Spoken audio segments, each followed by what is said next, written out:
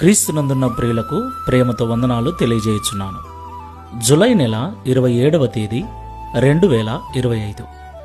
ఈరోజు దేవుడు మనకు చేస్తున్న వాగ్దానం ఏమిటనగా, కీర్తనల గ్రంథము 25వ కీర్తన 12వ చరణం. యెహోవా యందు భయభక్తులు గలవాడెవడో వాడు కోరుకొనవలసిన మార్గమును ఆయన వానికి బోధించును. ఆమేన్.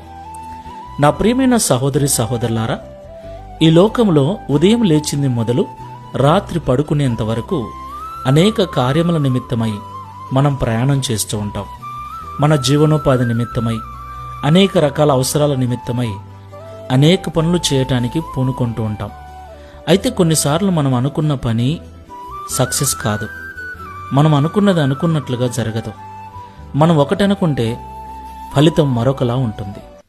అలాంటి సమయాలలో చాలా బాధగా, చాలా వేదనగా కూడా ఉంటుంది.